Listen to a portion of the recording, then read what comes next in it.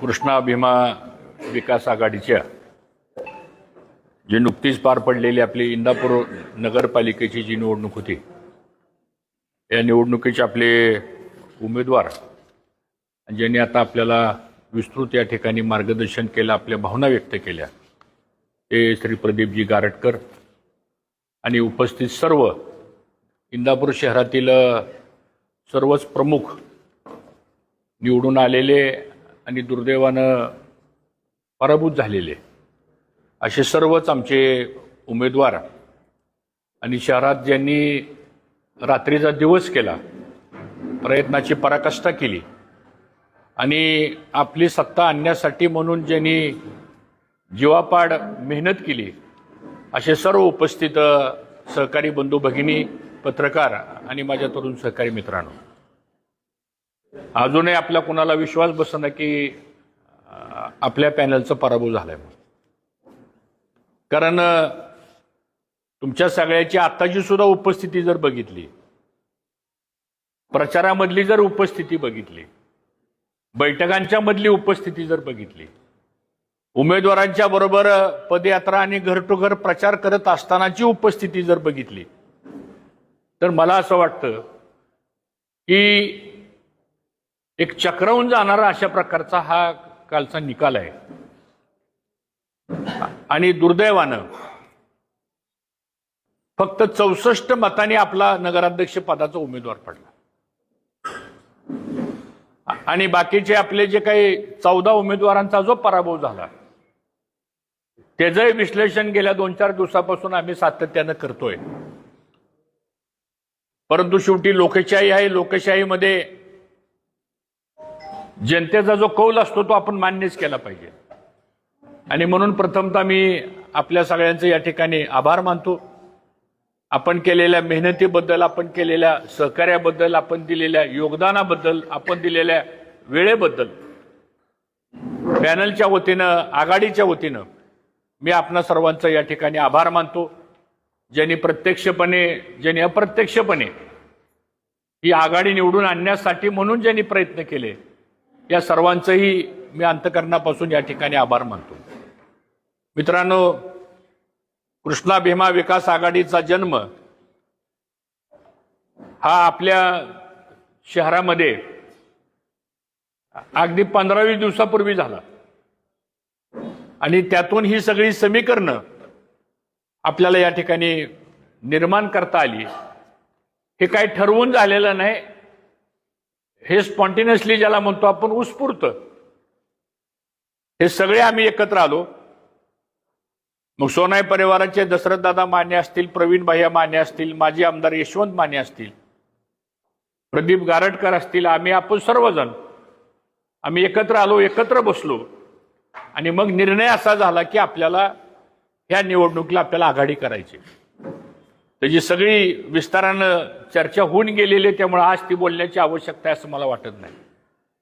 पण त्या चर्चेमध्ये प्रदीप गारटकर हे काही नगराध्यक्ष पदासाठी उभा राहणार नव्हतेच, पण विशेष आम्ही सगळ्यांनी आग्रह धरला आणि त्यामध्ये माझाही आग्रह जास्त होता की उमेदवार आपल्याला तुमच्याशिवाय दुसरा उमेदवार नाही.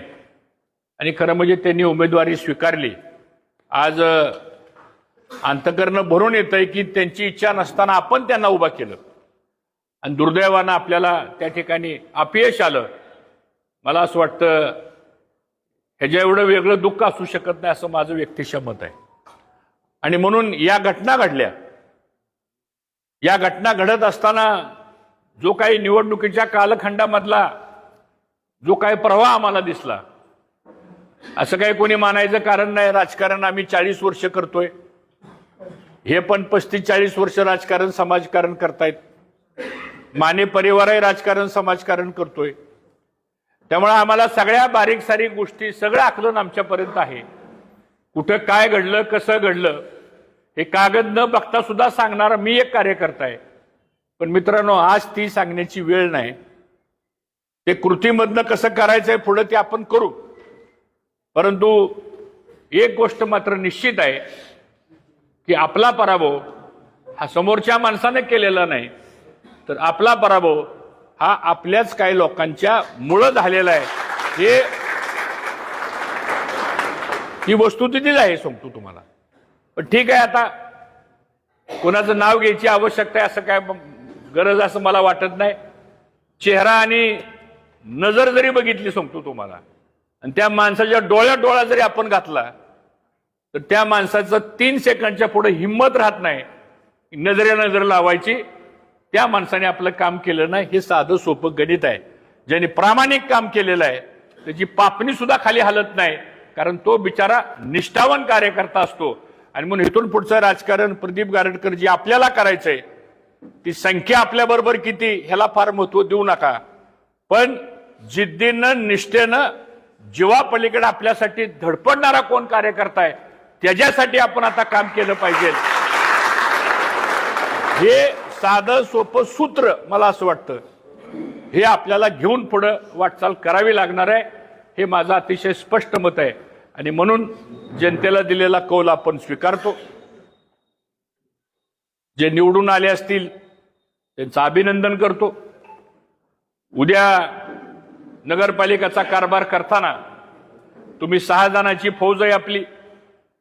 या 6 जणांमध्ये 3 महिला आहेत, 3 पुरुष आहेत. जवळपास 6 प्रभागामध्ये आपले 6 उमेदवार निवडून आलेले आहेत.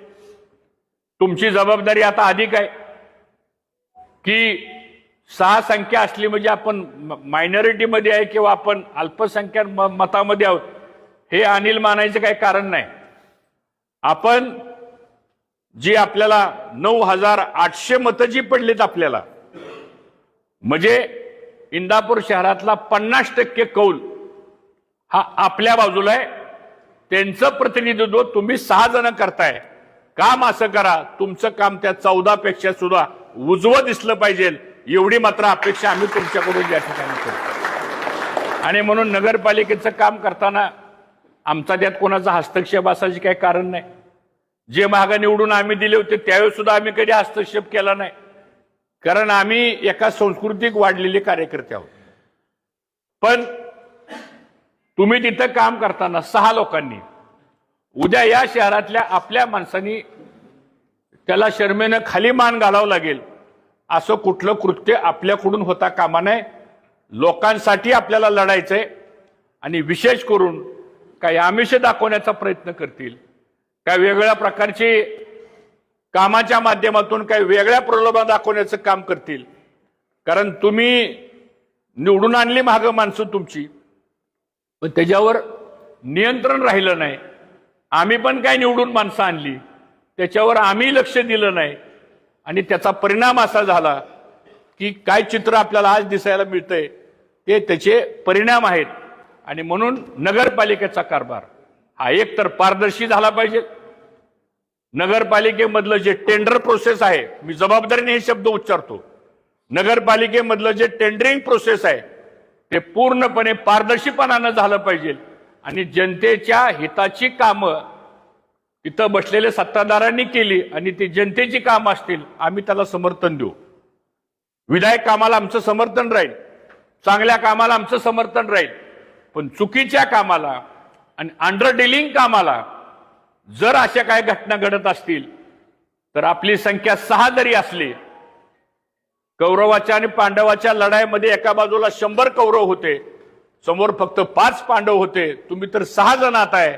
त्या 6 जणांना आपली भूमिका प्रभावीपणे त्या ठिकाणी मांडली पाहिजे, हे मला या निमित्तानं आपल्याला सांगायचंय. आणि शेवटी नगरपालिका कशी चालती, नगरपालिकेतला कारभार कसा चालतो हे हळूहळू सगळं लक्षात येणारच आहे आपल्याला. तर त्याच्यावर सुद्धा आपल्याला बारकाईने लक्ष द्यावं लागेल. कुणाच्या कामकाजामध्ये आपल्याला हस्तक्षेप करायचा नाही, पण जनतेचा पैसा, जनतेसाठी आलेला निधी हा जनतेच्याच कामासाठी योग्य पद्धतीनं खर्च झाला पाहिजे, या पद्धतीची सुद्धा भूमिका आपण केली पाहिजे. आणि ह्या माध्यमातून आम्हाला त्यांना पण सांगणं आहे की तुम्हाला कौल दिलाय, ठीक आहे, तुम्ही काटाव जरी पास झाला असला तरी तुमच्या बाजूने कौल दिलेला आहे, पण कारभार करताना या इंदापूर शहरातल्या 26,000 मतदार, 40,000 लोकसंख्येच्या लोकांना योग्य न्याय कसा मिळेल या पद्धतीचं काम सुद्धा त्या नगरपालिकेच्या माध्यमातून झालं पाहिजे. विरोधाकरता विरोध मुळीच होणार नाही. राजकारणाकरता विरोध मुळीच होणार नाही, पण विधायक कामाच्या दृष्टिकोनातून काम करताना जो काय अनुभव येतो, ह्या प्रभागात आपला माणूस आला नाही वे, इथं कामच करायचं नाही, ह्या प्रभागात माझा माणूस पडलाय वे, म्हणून तो सांगेल तेच आपण काम करायचं, या पद्धतीची भूमिका मला असं वाटतं लोकशाहीमध्ये योग्य होणार नाही. त्या संदर्भातली सुद्धा भूमिका आपल्याला घ्यावी लागेल. मित्रांनो, सगळ्या महाराष्ट्राला हळहळ लागली की आपली नगरपालिका अगदी 64 मतावर गेली. तुम्हाला सांगतो, आकडेवारी बघितली तर 3 राऊंड झाले. पहिल्या राऊंडला आपण पुढं, दुसऱ्या राऊंडला आपण मागं, तिसऱ्या राऊंडला आपण पुढं. पण मताची आकडेवारी जर बघितली तर 10 प्रभागापैकी 6 प्रभागामध्ये आपल्याला मताधिक्य आहे आणि 4 प्रभागामध्ये आपण मागे आहोत. म्हणजे ह्याचा अर्थ असा होतो की गारटकरांना 9,698 जी मतं पडली, त्याची जर आकडेवारी आपण बघितली तर मला असं वाटतं इंदापूर शहरानं नैतिकदृष्ट्या हा कौल आपल्या बाजूने दिलाय, तांत्रिकदृष्ट्या आपण पराभूत झालो सांगतो. ठीक आहे, आता झालंही झालं, पण आता पुढं मात्र आपल्याला चांगल्या पद्धतीनं संघटित येऊन आपल्याला पुढं काम करण्याची आवश्यकता आहे.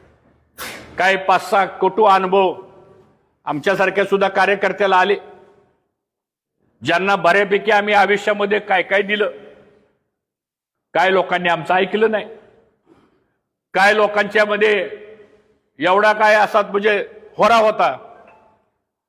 अरे एक नगरपालिकेची निवडणूक आहे, एखादं नगरसेवकाचं पद आहे, एखाद्या वेळेस आपला नेता सांगतो तर थांबावं लागतं, आपला नेता म्हणला तर त्या गोष्टी ऐकाव्या लागतात आपल्याला. काय काय प्रभागामध्ये एकमत करण्यामध्ये आमची रात्र गेली. ते प्रसंग आठवल्यानंतर 2 विचार मनामध्ये येतात सांगतो तुम्हाला. पहिला विचार असा येतो की याला आपण एवढं कमकुवत आहे का. दुसरा विचार असा येतो की एखादा माणूस त्या नगरसेवक पदावर आपल्यापेक्षा किती प्रेम करतो, म्हणजे आपलं अस्तित्व आहे का नाही काय, असा पण विचार त्या ठिकाणी येतो. कार्यकर्ता कसा पाहिजे, भाऊ काय निर्णय घ्यायचा ती घ्या, तुमच्या मागे मी ठामपणे उभा राहणार आहे, तो कार्यकर्ता गारटकर आपल्याला तयार करायचा आहे. मला का पद दिलं नाही, मला का पद दिलं नाही, मला का उमेदवारी दिली नाही म्हणून मी नाराज आहे, मला असला कार्यकर्ताच नकोय सांगतो तुम्हाला. म्हणजे त्याचं प्रेम तुमच्यावर नाही, त्याचं प्रेम त्या पदावर आहे सांगतो तुम्हाला. हक्कानं भांडणं इथपर्यंत ठीक आहे, आग्रह धरणं इथपर्यंत पण ठीक आहे, निर्णय लागेपर्यंत त्या माझ्या उमेदवारीसाठी आग्रह धरणं हेही महत्वाचं आहे. पण एखाद्या गोष्टीला मर्यादा असतात. कार्यकर्ता हा समजूतदार असला पाहिजे, कारण सगळे आम्ही एकत्र आल्यानंतर बऱ्याच वेळा जर वेगळं लढलो असतो तर काय प्रश्नच नव्हता, पण ज्यावेळेस आपण एकत्र येतो त्यावेळेस काही 2 पावलं 4 पावलं मागं सरावं लागतं. आम्ही सगळे मागं पुढे सरकलो, कधी आम्ही हा विचार केला नाही. पण दुर्दैवानं काही ठिकाणी अशा घटना घडल्या, त्याला काही लोकांची आत्मसात फूस होती, काही लोकांची बाहेरनं फूस होती, काही लोक पेरोलवर होती, हे आम्हाला माहिती सगळं सांगतो, काही नवीन नाही, अशातला काही भाग नाही. पण ठीक आहे, आज त्या गोष्टी आपल्याला बोलायच्या नाहीत, पण येणाऱ्या भविष्य काळामध्ये.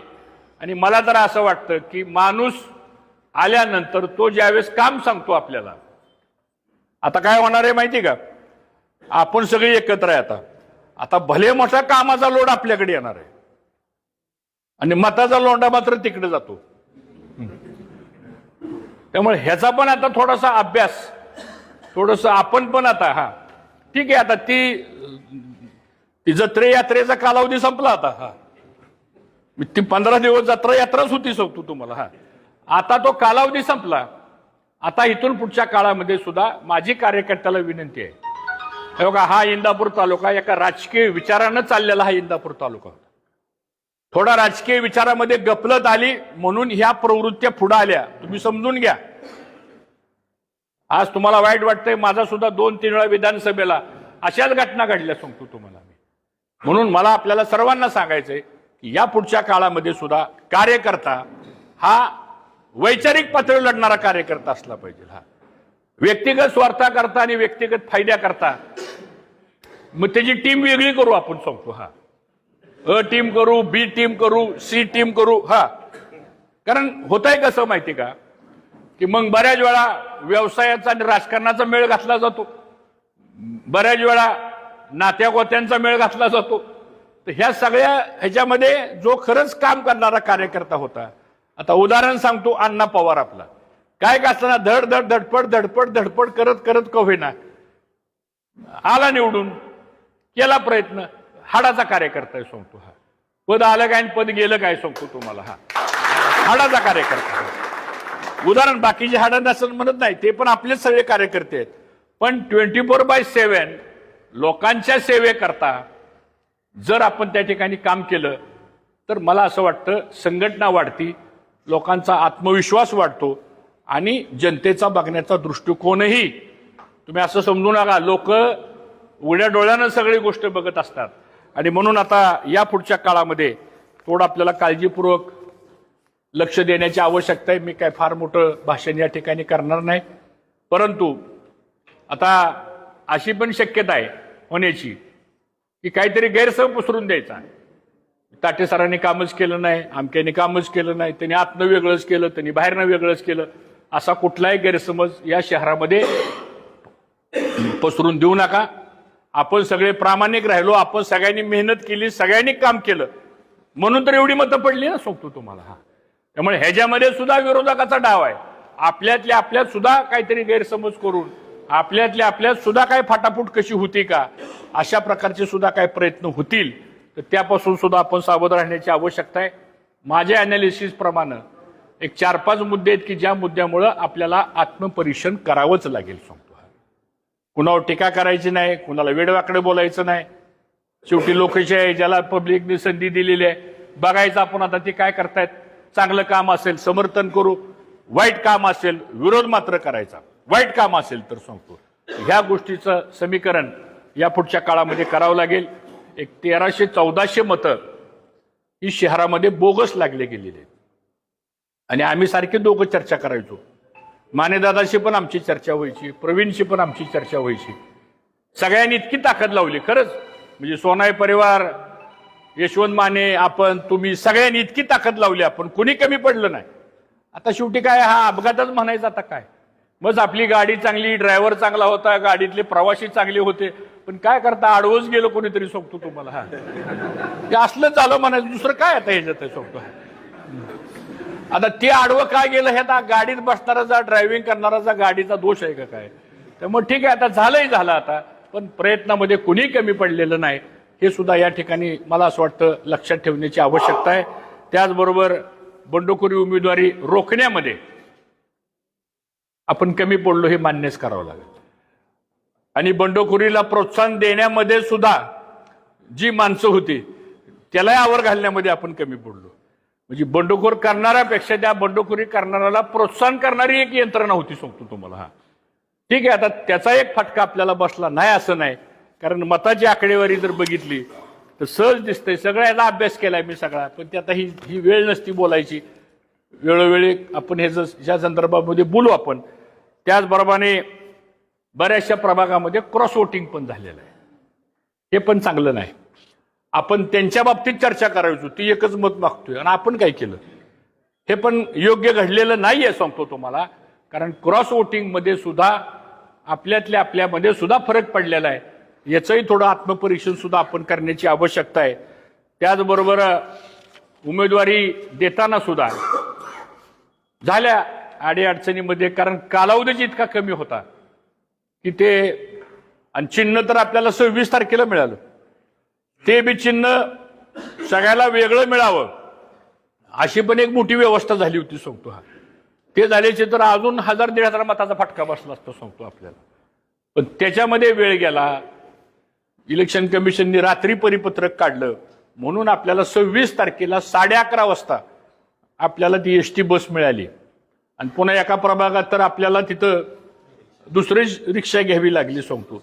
ह्या पण 100-200-400 मताला झटका देणाऱ्या घटना असतात सांगतो, वाटतं आपल्याला. पण त्याच्यातच सुद्धा कळत न कळत काही गोष्टी त्या ठिकाणी घडल्या गेल्या.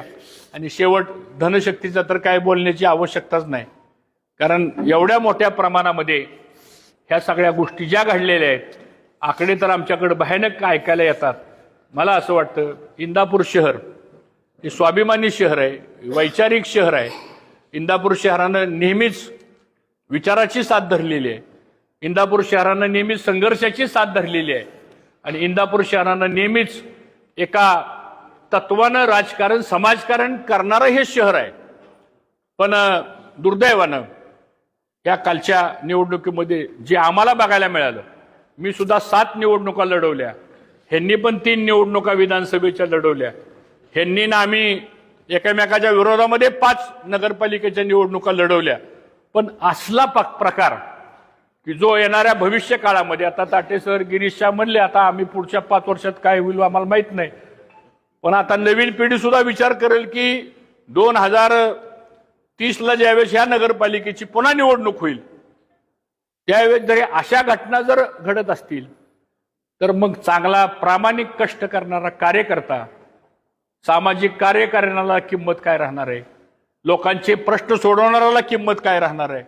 आणि मग ह्यातूनच जर अशा घटना घडत असतील तर मला असं वाटतं येणारा पुढचा काळ, ठीक आहे निवडणुका होत राहतात जात राहतात, त्याची काय कुणीतरी जिंकणार आहे कुणीतरी पराभूत होणार आहे, पण शेवटी आपण काय वळण लावतो, आपण काय दिशा ठरवून देतो याचा सुद्धा विचार मला असं वाटतं सगळ्यांनी करण्याची आवश्यकता आहे स्वतः. कारण ही सुद्धा अतिशय गंभीर बाब आहे. ठीक आहे, आता ह्याच्यावर काही आपल्याला अधिक बोलता येत नाही. शेवटी विजय हा विजय असतो, पराभव हा पराभवच असतो, तो काही कोणी बदलू शकत नाही. पण या बाबतीत सुद्धा कुठेतरी आपल्याला गांभीर्याने विचार करण्याची या ठिकाणी आवश्यकता आहे. आता इथून पुढच्या काळामध्ये आपण सगळे एकत्र राहू, चांगल्या पद्धतीने आपण आपल्या ज्यांनी आपल्याकरता आपल्या मागे माणसं उभी राहिलेली आहेत. माझं राजकारणातलं एक सूत्र आहे, समाजकारणात सूत्र आहे, जी माणसं आपल्याकरता लढतात त्या माणसाकरता आपण रात्रीच्या 12 वाजता जरी एखाद्याचा निरोप आला तर त्याच्या मागे आपण उभा राहिलं पाहिजे, ही भूमिका. आणि मग आत बाहेर करणारा रात्रीच्या 12 वाजता जर आला तर त्याला सांगायचं मला 8 तास झोप झाल्याशिवाय मी काय बाहेर येणार नाही. आपल्यालाही कळतं सगळं ते, असं कळत नाही अशातला काही भाग नाही. पण कुठंतरी हे काही गोष्टी न बोलता सुद्धा या गोष्टी आपल्याला स्वीकारावं लागतील, कारण ही प्रवृत्ती वाढायला लागलेली आहे. ही प्रवृत्ती चांगली नाहीये. आज तुम्ही आम्ही आमने सामने लढल्यानंतर सुद्धा जे आमचे हक्काचे प्रभाग होते सांगतो, आज तिथेही फटका बसलाय. तुमचे जे काही 2-4 हक्काचे प्रभाग होते तिथेही फटका बसलाय. म्हणजे कुठेतरी असा एक छोटासा भाग सुद्धा आलाय की आपण एकत्र सगळे आल्यामुळं कदाचित काही लोकांना तेही आवडलं नसेल असं मला वाटतं सांगतो. ते सुद्धा त्याच्यामधलं एक कारण असू शकतं, किंवा ही एकत्र आल्यानंतर आता आपलं भवितव्य काय राहणार असा पण काही विचार त्याच्यामध्ये असू शकतो. तर ठीक आहे, आता त्याची बरीच कारण मीमांसा आपल्याला काढता येईल, पण ते आता आपल्याला काढायचे नाही. मी एवढंच आपल्याला सांगेल, आता न खचता काय अशी काय मोठी राष्ट्रपतीची निवडणूक होती काय आपली नगरपालिकेची, ठीक आहे लोकांनी इतका उत्साह दाखवला, 80% मतदान झालं आपलं, सगळ्या जिल्ह्यामध्ये हायेस्ट मतदान आपलं झालं. आणि बाकीच्या नगरपालिकेचे नगराध्यक्षाच्या जर रिझल्ट बघितले आपण आणि आपला रिझल्ट जर बघितला तर निवडून येणाऱ्या माणसाला माहिती आहे की आपण कसं आलोय. आणि आपण जिंकता जिंकता हरलो आणि ते हारता हारता जिंकले, हे साधं विश्लेषण मला असं वाटतं या निवडणुकीच्या संदर्भातलं झालेलं आहे. आणि म्हणून आता इथं आलेल्या सर्व माझ्या कार्यकर्त्यांना सांगायचंय, काही काळजी करू नका, आपल्याला शहराचा विकास करायचा आहे. आपल्याला शहरामध्ये चांगल्या प्रकारचे संस्कार घडवायचे आहेत. आपल्याला या शहरामध्ये 2 हाताला काम द्यायचंय. आपल्याला या शहरामध्ये सगळ्या जाती धर्मांना बरोबर घेऊन जायचंय. आणि आपल्याला या शहरामध्ये स्वाभिमानी कार्यकर्ता तयार करायचा आहे. लाचार नाही बरं का सांगतो तुम्हाला. लाचारी करून राजकारण समाजकारण चालत नाही. आपल्याला स्वाभिमानी कार्यकर्ता तयार करायचा आहे आणि मला असं वाटतं त्या पद्धतीने आपण काम करू. आज इथं रोजगार देण्यामध्ये सोनाई परिवार मोठ्या प्रमाणात मदत करू शकतो. आमच्याकडच्या ज्या सगळ्या संस्था आहेत त्याच्यामधून रोजगार निर्मिती मोठ्या प्रमाणात आपण करतोय. तुम्ही परवा एक जॉब फेअर घेतला नोकरीच्या संदर्भामधला, काही 5-50 मुलांना तिथं नोकऱ्या लागल्या. या इंदापूर शहरामध्ये तरुण वर्ग बेकार झालेला आहे, त्याला काम द्यावं लागेल आपल्याला. शेवटी ही आपली माणसं आहेत आणि ह्या माणसासाठी आपल्याला काम करायचंय. त्यांच्यासारखं वागून नाही चालणार आपल्याला. आता ती सगळी माणसं गायब होतील आणि पुन्हा 2030ला एक महिनाभर निवडणूक असताना जागी होतील सांगतो. हा आपल्याला ते नाही करायचं, कारण आपण राहतो इथं, तुम्ही राहताय, मी राहतोय, मानेदादा राहतायत, सगळे आपण इथंच राहतो शहरामध्ये. त्यामुळं मला असं वाटतं या पद्धतीने आपण काम करू. प्रशासनामध्ये सुद्धा आपला वचक राहिला पाहिजे. मग ते सीओ असतील किंवा नगरपालिकेतले कर्मचारी अधिकारी असतील सांगतो. हा आज त्या शहराच्या संदर्भात सुद्धा आपल्याला एक बैठक नंतर घ्यावी लागेल आपल्याला. आणि उद्याच्याला प्रशासनाकडून सुद्धा योग्य भूमिका झाली पाहिजे आमचं म्हणणं आहे.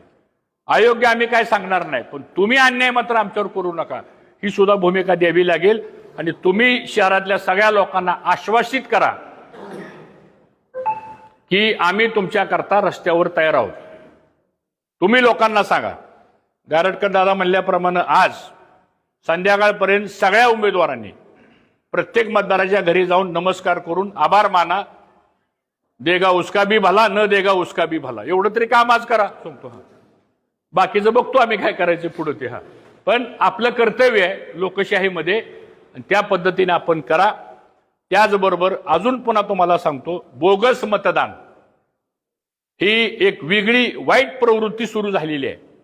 आणि आउटस्कर्ट्समध्ये माझ्याकडे क्लिअर कट आकडेवारी, मी तुम्हाला 3 महिन्यापासून सांगायला सांगत होतो की मला फटका बसलाय विधानसभेला, नगरपालिकेला फटका बसेल. आठवते कैलास आपल्या किती बैठका झाल्या. दुर्दैवानं एकाही प्रभागामधल्या एकाही बूथवरच्या मतदार यादीमध्ये कुणी आमच्यासमोर ती माहिती आणली गेली नाही. आणि ती माणसं त्यांनी इतकं शिपाईशीरपणानं केलं, वाढवलेली नावं ती क्रोनॉलॉजीमध्ये खालीवर घातली सगळी त्या बूथवर. त्यामुळं कळायलाच मार्ग नाही ह्याच्यातलं पुरवणीमधलं नाव कुठलंय, वाढवल्यातलं नाव कुठलंय. खरं म्हणजे तुमचा अभ्यास पाहिजे होता. आम्ही ग्रामीण भागात एका मिनिटात सांगतो ह्या वार्डात किती माणसं राहतात, ह्या ग्रामपंचायतच्या वार्डामध्ये. इथं शहरामध्ये थोडंसं आपला ते होमवर्क जे आहे, हे बघा निवडणुका ह्या पूर्व तयारी करून लढवायला लागतात सांगतो तुम्हाला. याच्यामध्ये थोडंसं आपण कमी पडलो आणि तो एक 1500 मताचा फटका सुद्धा, नाहीतर हे चित्र आज जे लागलंय ना हे उलटं चित्र झालं असतं सांगतो तुम्हाला. कायच अवघड नव्हतं चित्र उलटं व्हायला. पण ठीक आहे, आता झालं हे झालं. त्यामुळे आता अजिबात चिंता करू नका. आपल्याला सर्वांना आता जिल्हा परिषद पंचायत समितीच्या निवडणुका येतील, त्या दृष्टीनं सुद्धा आपल्याला बसावं लागेल, सगळ्या दृष्टीनं नियोजन करावं लागेल. आणि तुम्हाला इथं शहरामध्ये पाडण्यासाठी सुद्धा बाहेरची काही माणसं आली होती, बरोबर आहे का नाही. मग आता तुमची पण जबाबदारी आहे. तुमच्या पण तालुक्यात ओळखी आहेत का नाहीत कुणाच्या? सगळ्याच्या ओळखी आहेत त्या, सगळ्याची नाते गुती आहे, ती संबंध आहे, मैत्रीचे संबंध आहेत. इंदापूर तालुक्यातल्या बऱ्याच लोकांचं बसण्याचं ठिकाण सुद्धा इंदापूरच आहे. इथं येतात, बसतात, उठतात. थोडं प्रत्येकाने जर आता ह्या पद्धतीने जर कामाला लागला तर येणाऱ्या पुढच्या काळामध्ये सुद्धा काही अडचणीची काही कारण नाही. आणि म्हणून जरी लोकशाहीमध्ये जरी आपला पराभव झाला असला तरी लोकशाहीमध्ये जबाबदार विरोधी पक्ष असणं सुद्धा, रिस्पॉन्सिबल अपोजिशन ज्याला म्हणतो आपण, ते असणं सुद्धा गरजेचं आहे. कारण गेल्या काही वर्षामध्ये जी काही दुरावस्था झालेली आहे, प्रशासन खिळखिळीत झालेलं आहे, अधिकाऱ्यावरती कोणाचा वचक राहिलेला नाही, चुकीच्या प्रवृत्त्या वाढायला लागलेल्या आहेत, नाही त्या गोष्टीचा भ्रष्टाचार वाढायला लागलेला आहे. आणि त्यातून सामान्य माणसांचं जीवन जगणंच अवघड झालंय. आता जो तो आपापला फक्त प्रपंच करतोय, पण त्याला पुढची प्रगती करायलाच त्याला आता प्रॉब्लेम झालाय. कारण एवढा काय हस्तक्षेप आणि एवढा काय इंटरफेरन्स प्रत्येक गोष्टीमध्ये होतोय. मला असं वाटतं ते जर टाळायचं असेल आपल्याला तर कुठेतरी आपल्याला ही भूमिका घेऊन पुढे जावं लागेल. पुन्हा एकदा गारटकर दादा आपण म्हणाला चालायचं, ह्या निवडणुकीमध्ये अशा घटना घडत राहतात, आपल्याला धैर्याने सामोरे जायचंय. आपण संघर्षातले कार्यकर्ते आहोत, आपण तळागाळातले कार्यकर्ते आहोत आणि आपण लोकमतातले कार्यकर्ते आहोत. आपण काही इव्हेंट मॅनेजमेंट मधले कार्यकर्ते नाही, आपण लोकमतातले कार्यकर्ते आहोत. त्यामुळं आजही जरी आपण बघितलं कालच्या 3 विधानसभेला सुद्धा 1,00,000 मतं, 1,05,000 मतं, 1,12,000 मतं एवढं होऊन सुद्धा माणसं हल्ली नाहीत कुठं, तुम्हाला सांगतो मी. तसं या शहरामध्ये सुद्धा आज निम्म्याला निम्म मतदान आज इथं झालेलं आहे. किंबहुना 10 प्रभागातल्या 6 प्रभागातल्या जनतेनं आपल्या बाजूने कौल दिलेला आहे, हे सुद्धा आपल्याला विसरून चालणार नाही. आणि म्हणून हा प्रवाह जो आहे, हा प्रवाह आपल्या बरोबर आहे, त्याला आता पुढे नेण्याचं काम आपण करू. कार्यकर्त्याला एकच सांगायचे मला, आता कुठलेही अपशब्द काय कोणाला वापरू नका. काय केले किंवा आता कोणाला नाराज करू नका. आता ठीक आहे, कुणी काय केलंय काय नाही सगळं ते बघू आपण, पण बोलून विनाकारण कटुता निर्माण करण्यापेक्षा सगळ्याला सगळ्याच माहिती आहे आणि उमेदवारालाही सगळं माहिती आहे. त्यामुळं खाजगीमध्ये आपण त्या पद्धतीने आपण चर्चा करू. पण त्याचा अर्थ असा पण नाही की त्या गोष्टी सोडून द्यायच्या म्हणून, पण आपल्याला त्याचं कारण मीमांसा करावं लागेल. शोध, बोध आणि धोरणात्मक निर्णय या तिन्ही गोष्टी आपल्याला या पुढच्या काळामध्ये आपल्याला कराव्याच लागतील. त्या पद्धतीने आपण या ठिकाणी करू. आम्ही सर्वजण कायम इंदापूर शहराच्या सेवेसाठी कायम हजर आहोत. तुम्ही सांगाल तिथं आमची यायची तयारी आहे. तुमचा कसलाही प्रश्न निर्माण झाला तर त्या प्रश्नाला न्याय देण्याच्या संदर्भातली भूमिका ही आमची कायम राहणार आहे. आणि म्हणून आज नवनिर्वाचित आमचे जे 6 नगरसेवक आहेत त्यामध्ये अनिल सुदाम पवार, गणेश नंदकुमार राऊत, सौ शकीला खाजा बागवान, सौ शीतल अतुल शेटे, सौ सदाब वसीम बागवान आणि सुधाकर संभाजी ढगे हे 6 निवडून आलेले आहेत. त्यांचं आपण या ठिकाणी अभिनंदन करूया. ते निवडून आल्याबद्दल त्यांना त्यांच्या पुढच्या कार्यास आमच्या शुभेच्छा आहेत. आणि दुर्दैवानं आपले नगराध्यक्ष पदाचे उमेदवार आणि 14 आपले उमेदवार दुर्दैवानं ते पराभूत झाले, तरी परंतु त्यांनी खचून न जाता आम्ही तुमचंही अभिनंदन करतो. कारण तुम्ही ही वाघाची झुंज केलेली आहे, तुम्ही लढाई उत्तम दिलेली आहे. त्यामुळं कुणीतरी एखादा पराभव होतच असतो. त्यामुळं आपण त्यांचंही या ठिकाणी अभिनंदन करू आणि पुन्हा एकदा ताकदीनं आपण सर्वजण या इंदापूर शहराच्या आणि तालुक्याच्या विकासाकरता आपण काम करू, एवढीच ग्वाही देतो. आणि आपण सर्वांनी कामाला लागावं एवढं आवाहन करतो आणि थांबतो. जय हिंद, जय महाराष्ट्र.